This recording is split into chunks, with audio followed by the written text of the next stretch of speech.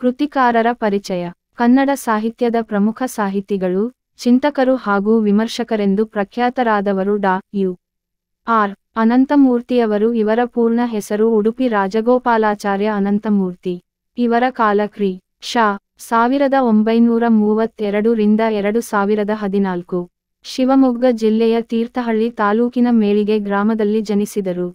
ಮೈಸೂರು ವಿಶ್ವವಿದ್ಯಾಲಯದಲ್ಲಿ English M A. ಪದವಿ ಪಡೆದು ಇಂಗ್ಲೆಂಡಿನ ಬರ್ಮಿಂಗ್ ಹ್ಯಾಮ್ ವಿಶ್ವವಿದ್ಯಾನಿಲಯದಿಂದ ಇಂಗ್ಲಿಷ್ ಮತ್ತು ತೌಲನಿಕ ಸಾಹಿತ್ಯ ಎಂಬ ವಿಷಯದಲ್ಲಿ ಪಿ.ಎಚ್.ಡಿ. ಪದವಿ ಪಡೆದರು. ಇಂಗ್ಲಿಷ್ ಪ್ರಾಧ್ಯಾಪಕರಾಗಿ ಸೇವೆ ಆರಂಭಿಸಿ ಕೊಟ್ಟಾಯಂ ಮಹಾತ್ಮ ಗಾಂಧಿ ವಿಶ್ವವಿದ್ಯಾಲಯದ ಕುಲಪತಿಗಳಾಗಿಯೂ ಸಹ ಸೇವೆ ಸಲ್ಲಿಸಿದರು.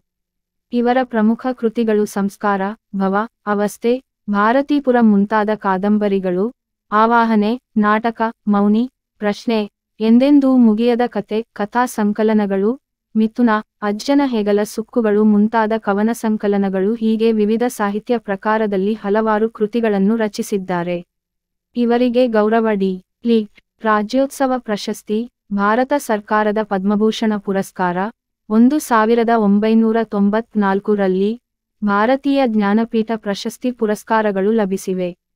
2002 ರಲ್ಲಿ ತುಮಕೂರಿನಲ್ಲಿ ನಡೆದ 66ನೇ ಕನ್ನಡ ಸಾಹಿತ್ಯ ಸಮ್ಮೇಳನದ ಅಧ್ಯಕ್ಷರಾಗಿದ್ದರು.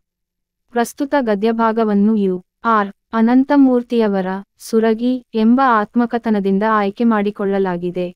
ಆಶಯ ಭಾವ.